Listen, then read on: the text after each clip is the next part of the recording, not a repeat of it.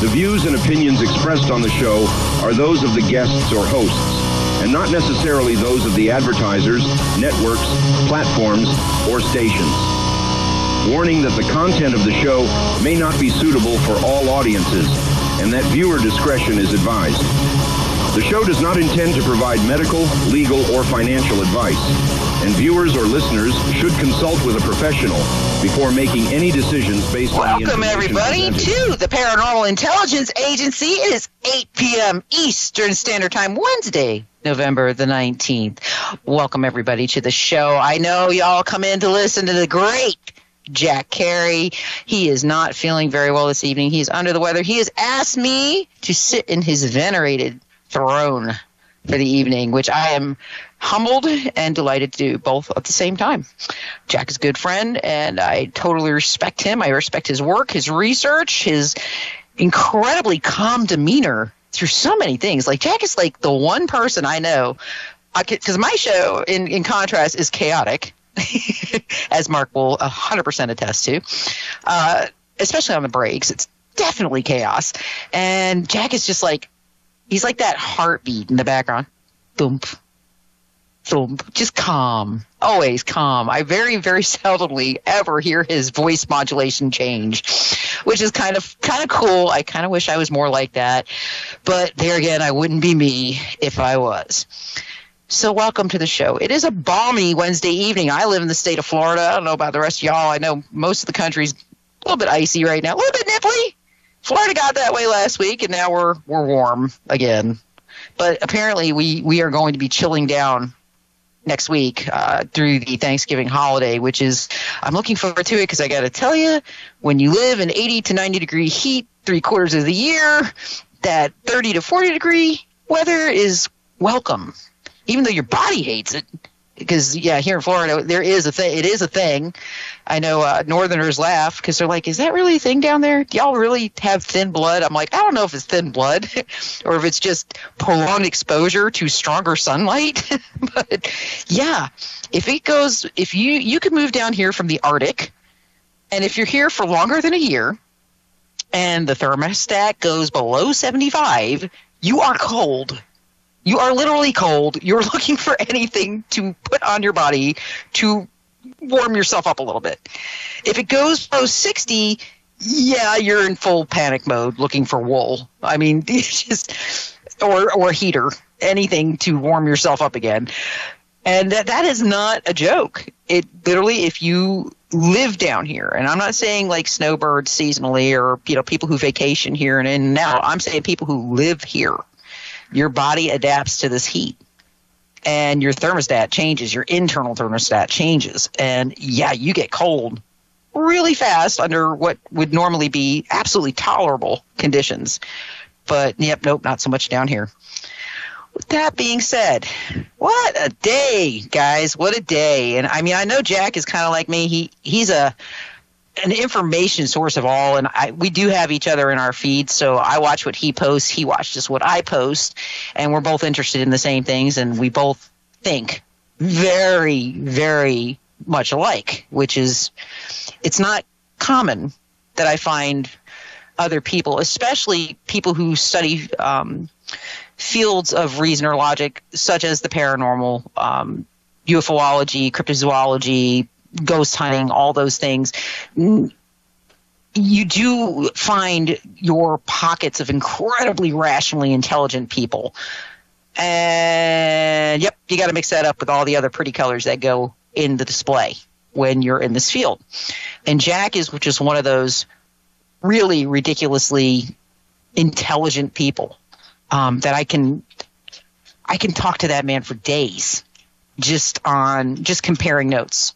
Conspiracies, whether it be government, whether it be, what are they hiding? What do they have? Where's the technology at? I think our last conversation consisted of, it was a mixture between Dogman and UFOlogy and Bluebeam, Operation Bluebeam, because we're both pretty much 1,000% convinced that we're seeing a roll up to it, a very accelerated roll up to a Bluebeam event. Although I have, speaking to other people, and I have to tell you all, I'm very blessed to have a lot of friends on the UFO side of things.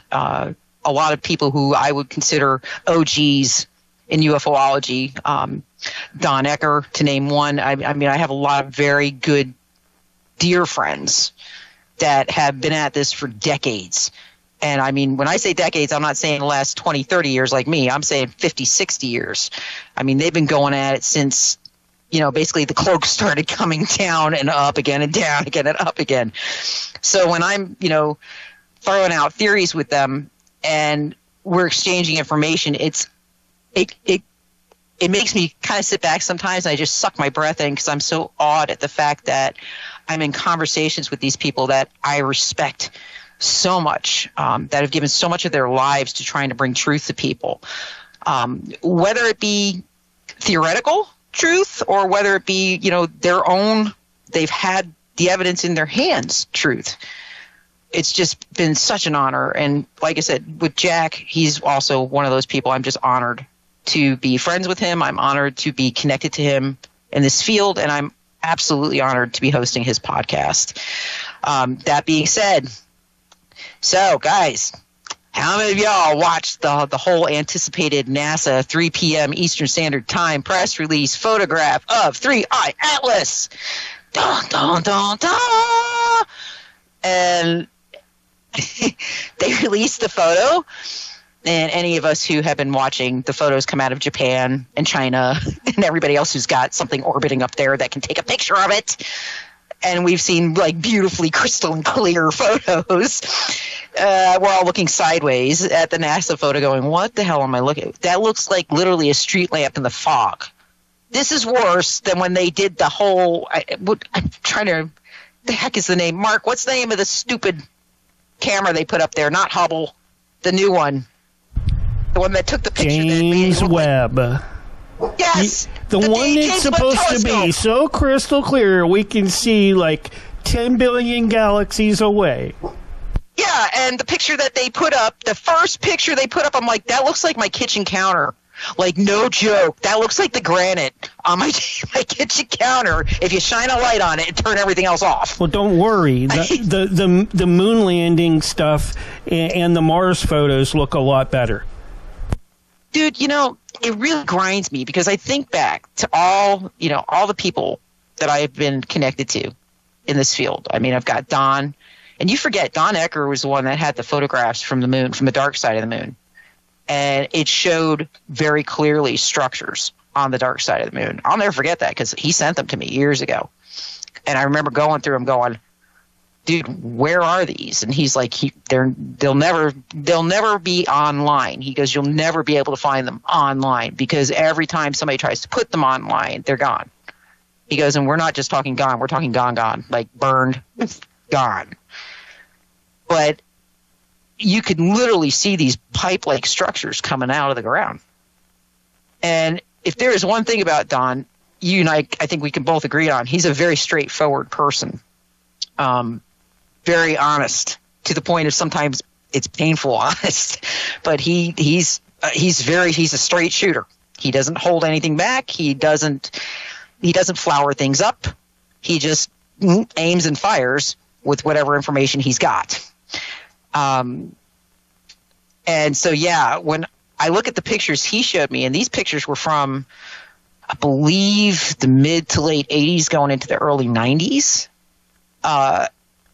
It was right previous to when he basically blew the whistle on the space station photograph, where they were filming from the space station and NASA was rolling it real time down to us, and basically an unidentified object went shooting through the parameter of the film, and Don called it out. Oh, are you sure it was the space station? Or, Don goes back so far, it could have been Skylab 1 or 2. It was not Skylab. It was definitely the space station. I'm just messing with you. Yeah, it was funny because I was joking to him about Sputnik. He's like, oh, yeah, Sputnik. I was like, Don, no. No, we don't want to talk about you being a middle-aged guy when Sputnik was going. No. But, I mean, literally, it's, like I said, he called it out on Larry King Live, no less. And since that day, I always say, you ruined it for all of us, Ron. Thanks a lot. Because NASA put a 10 to 20 second delay in all of their streaming because of Don Ecker. No joke. And you all can look that up. He literally blew the whistle on them right on live television with Larry King. And, yep, that was the end of that. So, again, we've got these pioneers in the field, and we've got, all this stuff going on with 3i Atlas. And you've got Avi Loeb, just blowing off at the lips about, 3i Atlas. And we've got to keep an eye on it. And guys, I'm just going to straight up say it. How do I say this and not sound really horrible? He's a deep state player. Okay? Anything coming out of his mouth, I am going to question it 90 Ways from Sunday, because I know where his political connections and ties are. And it's bothering me to no end that he's getting some of the traction he's getting, and he's stirring the pot. Like, he's got people like starting to really, freak out about 3i Atlas. And it's like, okay, so say it is what he thinks it is, which is an alien race, whatever. Yeah, it's still not on course for Earth. So, yeah, we got that. We got a lot bigger things to worry about right now than 3i Atlas is way the hell out, still past Mars, way out there. Yeah, we still got to kind of worry about the fact we got a sun that is belching all over us like every couple of hours. Like, over the past week has emitted, I think it's 3 or 4 very large X flares directly at us. I mean, in fact, to the point where, I don't know about y'all, but over the weekend, I was feeling the impact of these flares coming in. I am, let's be honest, I am very, very electromagnetically sensitive. So, like, I'm one of these people, if you have a frayed wire in your wall, I'll know it, because I will get this pitch in my ear that tells me something's wrong with the electrical wiring. This weekend, it felt like somebody had filled my head with helium. And it was weird, because it would come and then it would go and then it would come again. And I mean, I think Saturday I was pretty much flattened by it. And I couldn't figure it out. I thought I was sick. In fact, I kept telling Raphael, my husband, I think I got a bug. On top of everything else, my back being out and all that great stuff, I think I actually have a flu bug, because I think something's wrong with my ears. It feels like my eustachian tubes are full or something. I will be dipped. As soon as the last real strong magnetic storm passed, it let up. And I felt fine again. And I was like, I was reacting to I was actually reacting to these storms. And it was funny, because when I started jumping on the Schumann resonance sites, which I do track the Schumann resonance, and I can tell you, yep, Schumann resonance went off the wall this weekend. It blacked out, can't tell you how many times. It went completely into the red zone multiple times.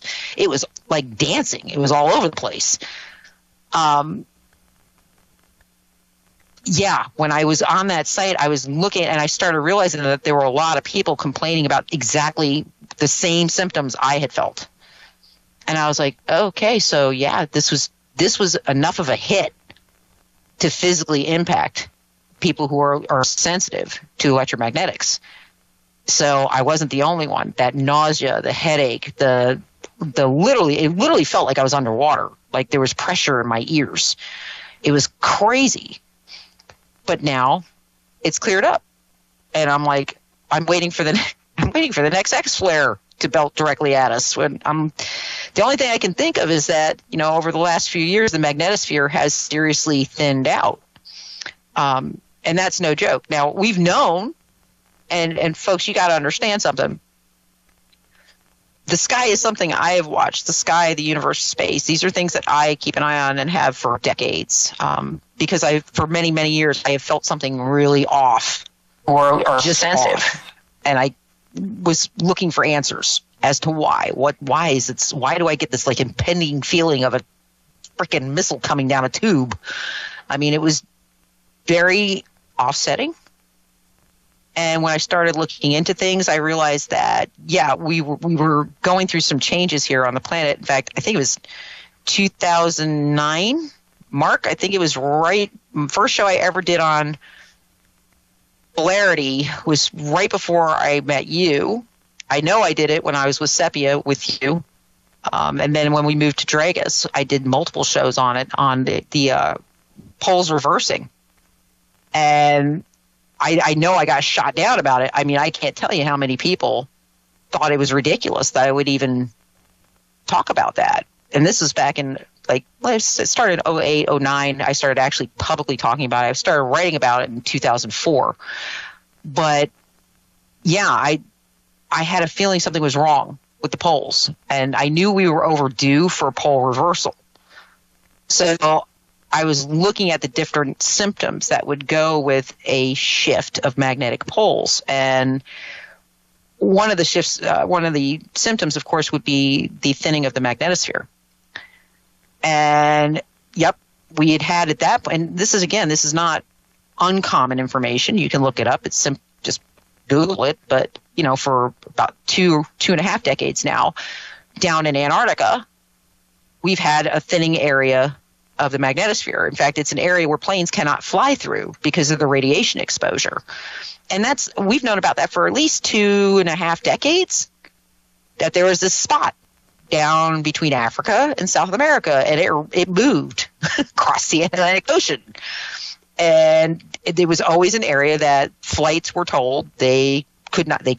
There was no way they could fly through that airspace because of the radiation.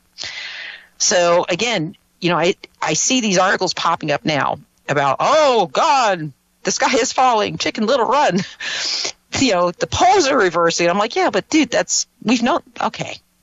Symptomatically speaking, the symptoms have been obvious since at least 2003, 2004, when I started keying into it. You had mass migrations going the wrong way. Okay, well, that tells us that their magnetite is off, which means something's wrong either with their magnetite in their brain or the poles. Now, to have most species have this issue, it's most likely not a problem with the actual animal. It's more a problem with the pole. Humans have magnetite in their brains. And if y'all notice, you're going to start to see, if you look back historically and look at the way people have acted, human behavior, right around 2000, right, and they're going to blame it on 9/11 because you're going to say, oh, it was 9/11 that caused all this erratic crap. No. 1999 to 2002, the poles started speeding up in their movement. And we're talking not a little bit. We're talking like triple to quadruple their speed. Because they've always been in motion. I don't think people understand that. Your magnetic poles are not, they're not screwed into place in the planet. It's not like it's like, you know, you screw it into the iron in the center of the planet. No. They float. And they've always been in motion. But it's a very, very slow motion. And it has since they've been tracked, it's been historically slow. For some reason, in the very late 1990s, it just all of a sudden, it was like pulling back a rubber band and letting it go. They just started hoofing. In fact, North Pole is hoofing towards Moscow. I mean, at a ridiculous rate of speed for a pole. And again, like I said, the symptoms were all there. Human behavior was very erratic. And because why? Because when the poles move, it exposes us more to EMF and ELF. And when we're exposed to those frequencies, we become very erratic. It's not something, I don't think human behavior can actually help that. It's got to do with the way these frequencies interact with our brain frequencies, the way our neurons act. So it's not something that's, if you don't recognize what it is, you're not going to be able to control it. So anxiety, anger, frustration, all the freaking things we hate about ourselves and being human. Yep, EMF agitates the snot out of them. It really does. That's why they always say, you know, in fact, in ghost hunting, we always laugh because we used to call it the death cage. You don't ever want to get in an investigation where you're stuck in a death cage. A death cage would be a location where you had power transformers at all four corners. We called it a death cage because you were so saturated with EMF. If you were in an area that had multiple or even actually one transformer's bad, but when you had 2, 3, or 4, it caused, if you could actually make a film about paranormal investigators when that is a particular situation, because you would see nothing but like nobody acts the way they normally do. People startle a lot easier. They're not thinking as logically as they normally do. They get angry and frustrated very easily, and they get tired a lot faster. So it's something that, is notable in paranormal investigation. Things we like to avoid. Well, we do not like lots of transformers. We do not like bad power lines. We do not like braid lines in the walls because, again, that emits high EMF. We do not like when people basically complain of different paranormal events, and then we ask them what their sleeping habits are, and they say, well, I sleep with my laptop and my cell phone right next to my head. And it's like, okay. Well, let's try that, not doing that for several nights, and then call us back and let us know if it's gotten better. Because, again, they affect your brain waves. They affect how you dream. They affect whether or not you sleep. They affect how you eat. All of these things are cause and effect with EMF. So here we go. We've got the poles in motion. We've got the magnetosphere thinning. And we've got the sun just having a freaking hullabaloo hell of a time belting out everything at us. I mean, it's really kind of crazy. And again, somebody actually asked me today on one of the sites that I like to frequent if I thought that this was the Earth's way or the universe's way of rejecting us, and was the sun going to be, God's answer? Because, God said, he would never flood the planet again, but he never said he wouldn't burn it. And I kind of laughed. I said, everything we're witnessing, and I'm just going to say this before I take us out to our first break tonight. Actually, it's our only break, if I'm thinking correctly. The one thing that I can tell you, even the solar flares, the high EMF, the auroras, everything we're seeing right now, the large seismic events that are occurring. Like, I can tell you of at least 3 really large volcanic seismic events that are occurring simultaneously right now. I mean, all of these things. I said to him, you tell me whether or not these things can be mimicked by technology. And he got very quiet. And he said, well, I don't know. I don't know if I can answer. I said, well, China created a false sun that burns hotter than our sun. Okay? Don't believe me? Go look it up. Japan has created a holograph that you can actually touch. So think about these things. Let it digest a little bit. And then think about it again. Look at CERN. Look what CERN's capable of doing. Look what the LHC can do. And answer me, do you think we cannot manifest these events here? This cannot be faked. Do you, yes or no? And he says, well, I guess it could be. I say, it definitely could be. And that's where I get stuck. I would love to say that this is, some kind of a natural coming to God thing. I don't believe it is. I think we're being set up. I 1,000% believe a lot of the events that we are seeing are being done intentionally. Right down to the solar flares. Why? Timing being number one reason. But I'm going to talk more about that when I come back from break. Guys, I'm going to take us out to our first break. We will return in a few minutes with PIA, the Paranormal Intelligence Agency, Jack Carey's most awesome show. We'll be right back. I'm Sarah, and this is my story. I'm Ellen, and this is my story. One night, I was at a bar. I was having fun with my friends. I had one too many drinks. I got behind the wheel to go home. I got a cab to go home. All of a sudden, from out of nowhere, a squirrel ran across the road. It happened so quickly, I barely had time to react. The cabbie barely had time to react. I swerved. The cab swerved. I can't believe it. I hit a guy. I cannot believe it. The cabbie just missed a guy. I wish I took a cab. Thank goodness I took a cab. You have the choice to save a life. Don't drive buzzed. It's a decision you'll never regret. Buzzed driving is drunk driving. Brought to you by the Department of Transportation and the Ad Council.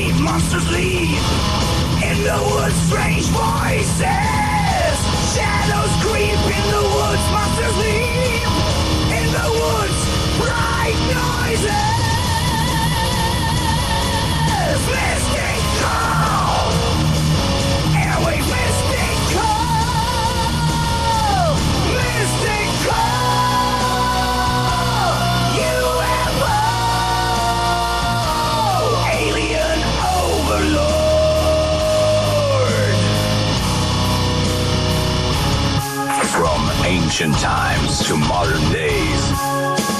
Legends of creatures in sudden disarray. Hear them speak through frequencies. Alien connections.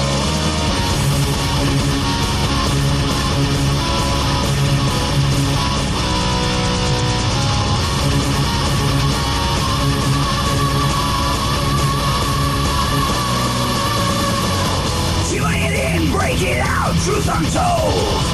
Do it in cosmic mystery. Dark woods where legends breathe. Paranormal whispers, can you believe? Bigfoot strikes through the veils. Dogman howls in the midnight tale. From the static, revelations pour. Portals open, dimensions roar.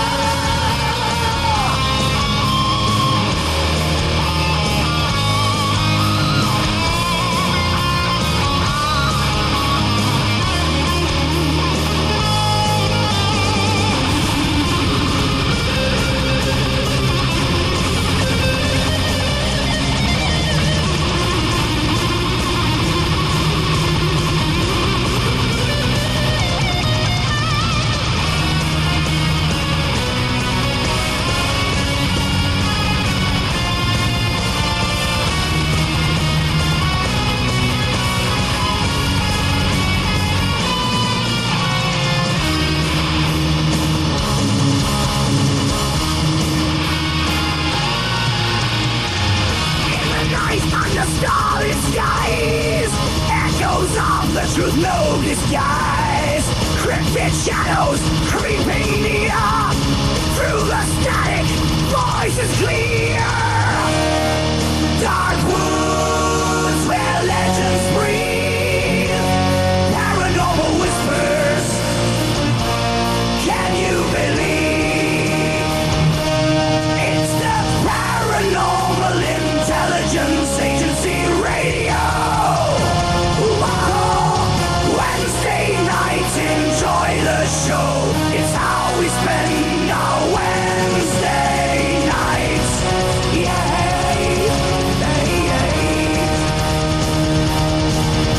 It's crank that dial and dim the show. It's how we spend our Wednesday nights. Welcome back, folks, to the Paranormal Intelligence Agency. Today's date is Wednesday, November the 19th, 2025. It is 8:29 p.m. Eastern Standard Time. Hope everybody's having a great evening. I know I'm enjoying doing Jack's show. It's kind of nice just to be, flying single. Although I'm waiting for my co-host to join me. I just don't know what's happening. But welcome back to the show. As we were going off the air, I was talking about the effects of EMF, the polarities, the movement of the poles, and whether or not this whole 3-eye atlas thing is what they're, I guess you could say, building it to be. And I think, it's funny because when we were on break, I was kind of shooting back and forth with Mark, the producer, and he knows where I stand with it. And, I know I mentioned Avi Loeb because Avi Loeb really drives me batty. He's a fame and fortune hunter, and I don't think he should have any influence in the conversation at all, to be very honest with y'all. I really don't, because he's got too many padded back ends to make certain agendas move forward. And I think with something like this, you can't have that in the mix. There's been too many lies told. There's been too many government cover-ups. And there's been too many attempts to absolutely control society in a way that is not conducive to any kind of freedom. And recently, very recently. So I guess my thought process and my question to the listeners would be, what do you think's going to happen if suddenly they drop this ball and say, oh, look, it is an alien life form / invasion / oh, look, it's actually what we think is God. I mean, what do you think is going to happen?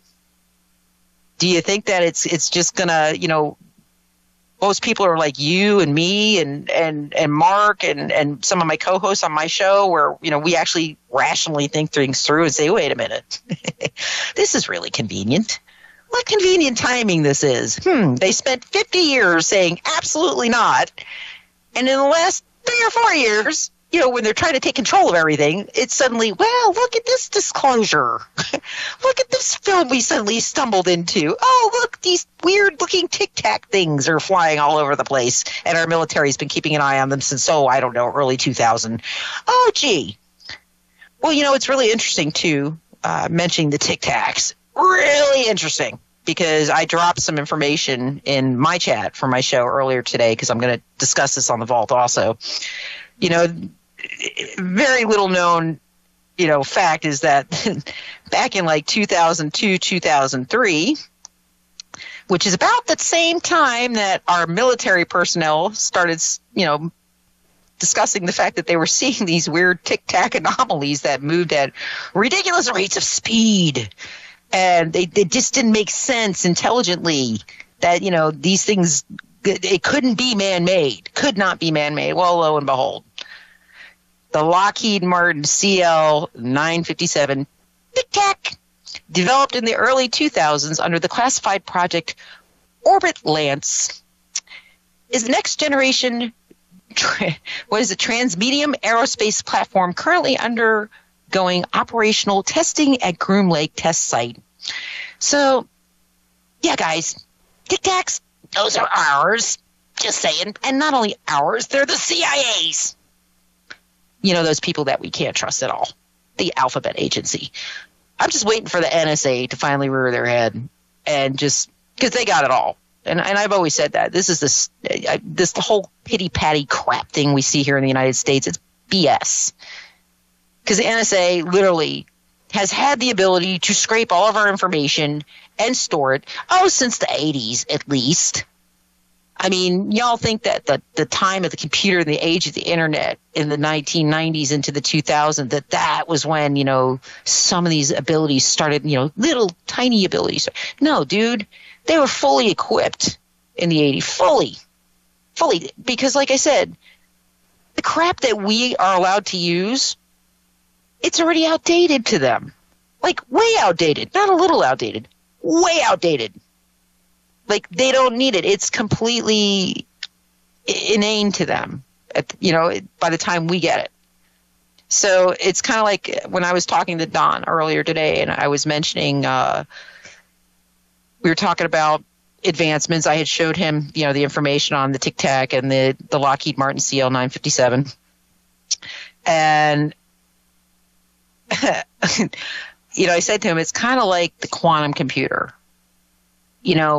We didn't hear discussions about quantum computing until I think it started going mainstream. I want to say like 2018, 2019. I started seeing little spurts of conversation about it. And again, I'm in cybersecurity. This is what I do. So I've been aware of quantum systems for a long time. And I knew when they started talking about it, and they started saying, well, there is really no quantum computer. I knew that was a bunch of hogwash because I knew the NSA had a quantum computer from 2014. And it used qubits. I mean, I'm like, yeah, oh, nope, it's a quantum system. So, and actually what I thought was really funny is that the quantum is called the God machine. That's what the damn thing was named. So it's like, yeah. So they have a quantum system that they pretty much call God. It is an NSA system. It makes the CIA and FBI systems, and of course the FBI has the Seven Dwarfs, which I'm sure are defunct at this point. But I mean, all those systems are, yeah, it made them look like literally, I can't even describe the difference. If you have a true qubit running quantum system, you're talking calculations on a level I don't even know if the human brain can comprehend. So it's kind of scary, but in the same respect, I sit here and think, so they have all this incredible intelligence and technology at their fingertips. It's kind of like some of the satellite systems we have orbiting above us. People don't understand that we have incredibly intelligent satellites that are orbiting this planet. Satellites that are military satellites, and they are capable of making discretionary decisions without human interaction. And yeah, that should scare you. But they've been doing so for several years now. In fact, to the point where it's not just the military. There's actually several private companies now that have these same type of technology satellites up in orbit. And again, they make their own discretionary decisions. They basically are autonomously functioning without human interaction. And that, don't believe me, look it up. It's a fact. So when they come up with and they try to sell you like ChatGPT and Grok and all of these AI programs, it's not even close.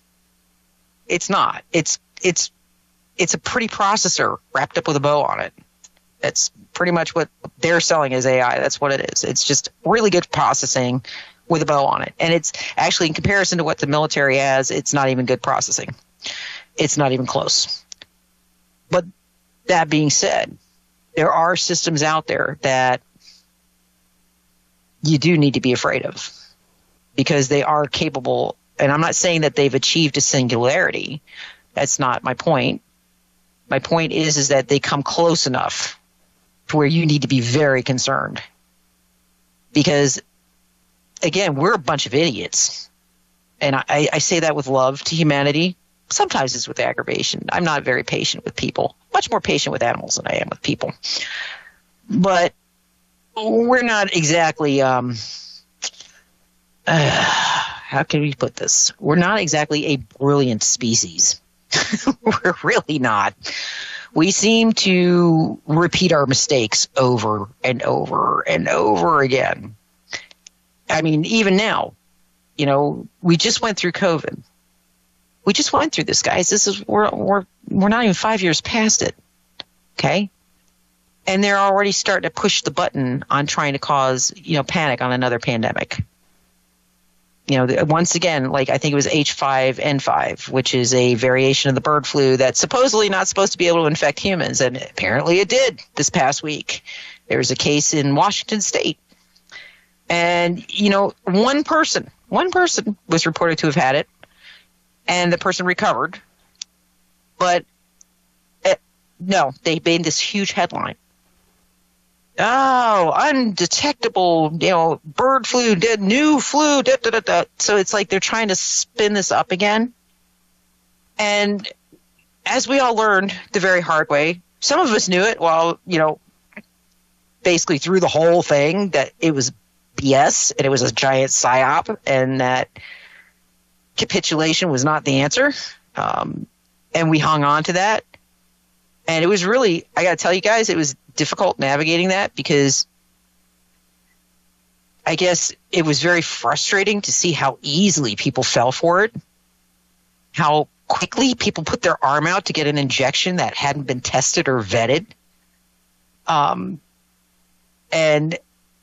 there was no way to, there was no even insert to tell people what was in that vaccine. In fact, if I remember correctly, the first administered vaccines, you had to sign a waiver of liability to get it.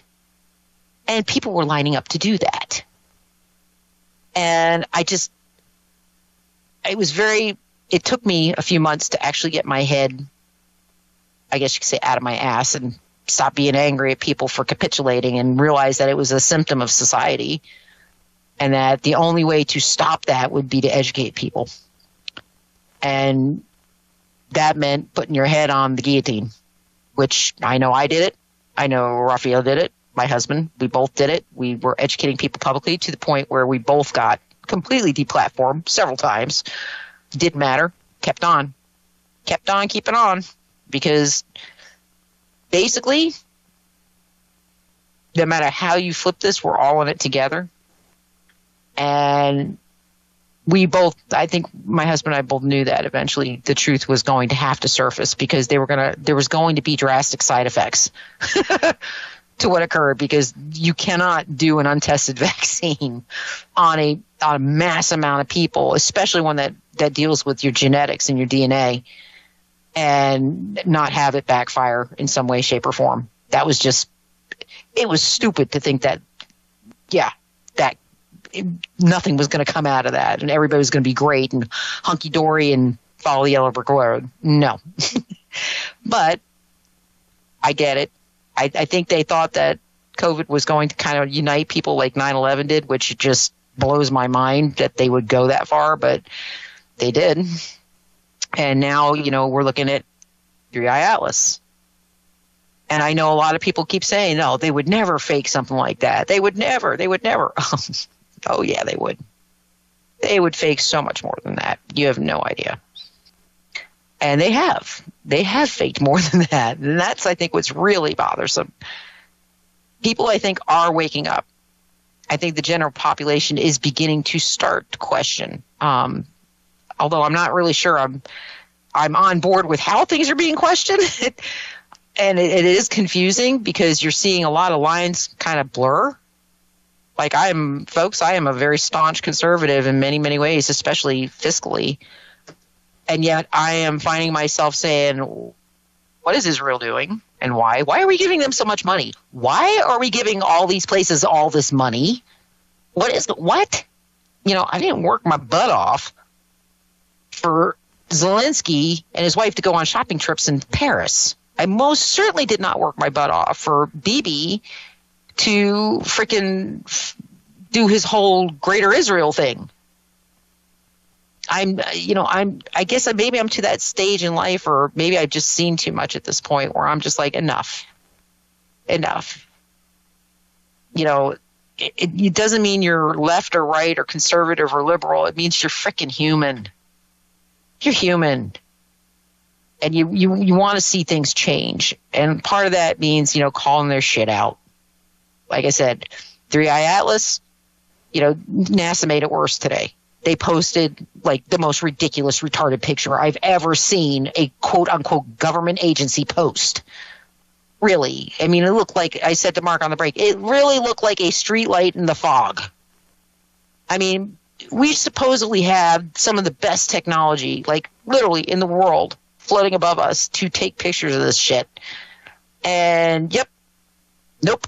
All you got was this blur ball that could be anything. Like I said, it was kind of like the telescope photo that looked like the granite on my kitchen counter. I mean, it's aggravating and it's frustrating, because I feel like Fox Mulder right now. I want to believe. And yet, just like Fox Mulder, I know that there's so much dishonesty and there's so much at stake. Literally, you've got two factions warring against each other, and we're just kind of like in the way. If the population is just kind of in the way. In fact, that's probably why AI is being brought in so strong, because they're trying to phase us out, because we're in the way. And they have to feed us, which they don't like doing. But I mean, honestly, I want to believe that this could be something alien. Deep down inside, I don't believe it is. I believe it. If it is something that is not natural, it is definitively ours, meaning the United States. It's our technology. I 100% believe that. Like I said, and the reason I backed that up, that's why I talked about the Lockheed Martin Tic Tac, which, again, it's amazing. Isn't it amazing, guys? You saw all these disclosure things and all these wonderful specials run on Discovery and History and all these channels that cover this type of material. And not one of them mentioned the Lockheed Martin Tic Tac. Not one. Not one. And I can still go online and pull that up very quickly, and it's readily available. So you're telling me these TV shows and these quote-unquote researchers who do all this work, who got this film from the United States military and disclosed it to the public, didn't take 5 minutes and put into Google Tic Tac government agencies? Because that's pretty much all it would take to pull up this whole file. Nope. Because I have not heard one person mention the fact that there are actual prototypes and that these things have been in use for quite some time now, since the early 2000s, which is right about the time they started spotting Tic Tacs. So, again, I don't know. Call me a pessimist. Call me what you will. But it is kind of, dude, if you think about it, it is kind of like a score for mankind if it is something government related. If it is Solar Warden, because like I said, that Japanese photo, there's 4 of them. And every time I look at them, I just suck my breath in because it looks exactly like Solar Warden. Which, if you're not familiar with what Solar Warden is, type it into your Google and go take a look. In fact, you can look up Mr. Wilbur Allen, Wilbur. His last name is Allen, Allen. He is a UFO researcher, been around a very long time. Took some amazing photos out in Sonoma, California. Or where's Sonoma? Sonoma, California? Yeah, I think it is. Beautiful photos of what has been dubbed Solar Warden. And you're going to see a striking similarity to what Japan has posted. Because I know it was similar enough to give me goosebumps. And I recognized right away, I thought, just like the photos Wilbur took years ago,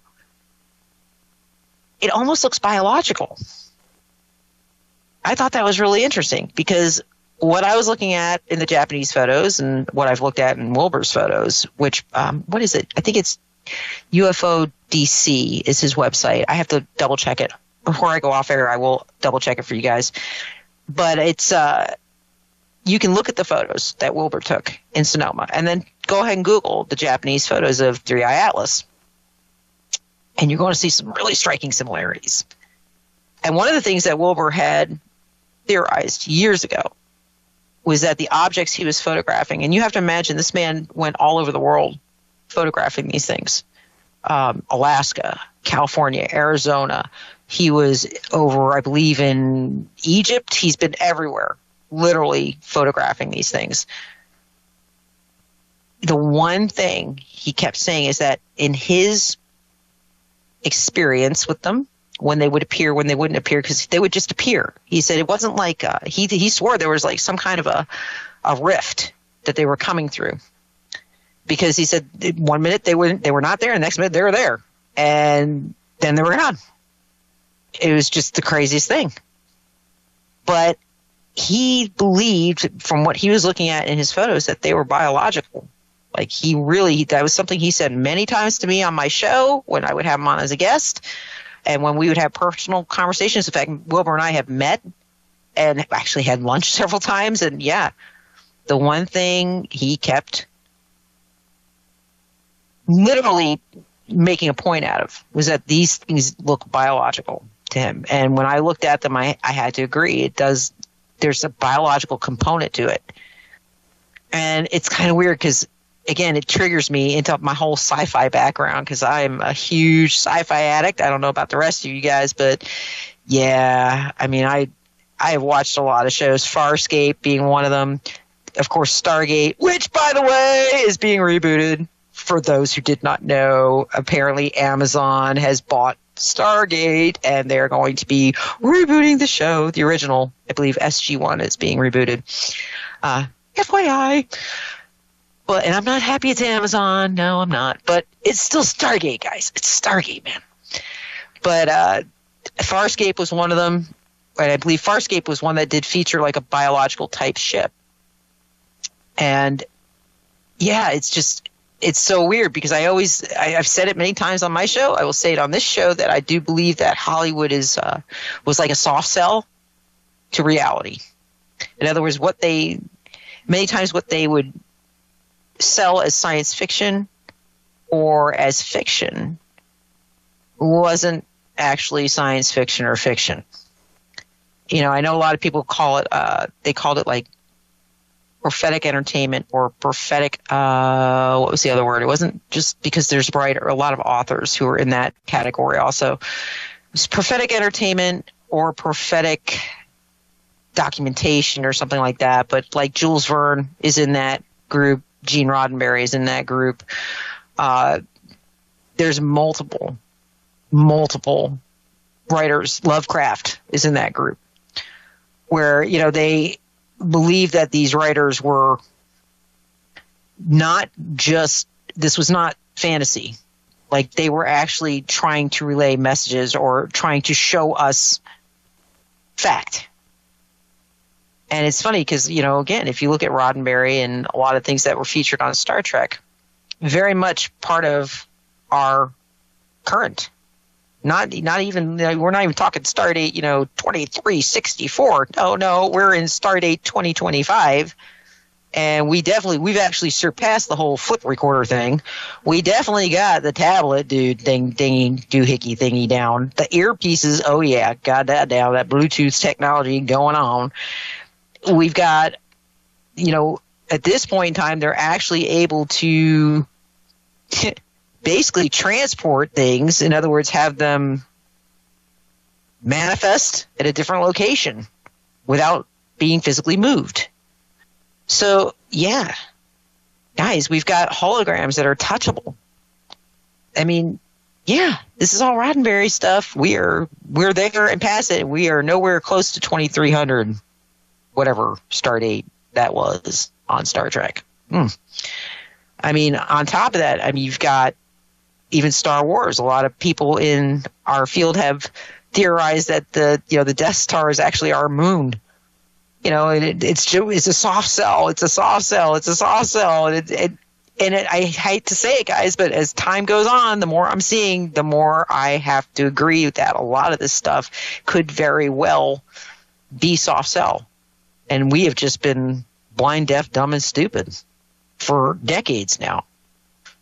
All right, with that, I'm going to start closing out Jack's show for the evening. It's 8:53. I don't want to run him over, and I know I got to jump out of here and jump into my own show within, a very short frame of time, and I need to get a drink before I do that, Mark. I have to get something to drink. But next week, I'm sure Jack will be back. Oh, no, we're off next week. Oh, see? Yeah, now we're I'm off glad next I thought week. About before. But we'll be back. Next week. We're on break. First live show after today will be on the 30th. Ooh. Wait. 27th Thursday, the 30th. Oh, so that's a Sunday, right? Yep. Aha. So that's not me and Jack. Me and Jack would be in December. No, that's censorship. Censorship will be my first show back, and then Wednesday the 3rd you'll be back. There we go, December the 3rd. See, now I've got to get that stupid musical stuck in my head. December the 25th, my dear, December the 25th. Okay. God, that's horrible. I know. Shush, Mark, shush. All right, guys, it has been my pleasure hosting this show for Jack tonight. I know I tend to ramble, but there's a lot of good information out there, and I hate leaving things undetailed. I like to try to give you guys as much as I can. Hope you enjoyed it. please join Jack on December 3rd for his next broadcast. And if you get a second, drop him a line. Tell him you hope he feels better, because I know I hope he feels better. With that, I'm out for the night. I have been your host this evening. I am the Wiccan Vixen. You all can reach me at wiccanvixen@gmail.com. Also on Facebook, I am under Nancy Planetto. And on Telegram, I am Wiccan Vixen. With that, I'm out of here. Have a great evening, guys, and enjoy your Thanksgiving. Really enjoy it.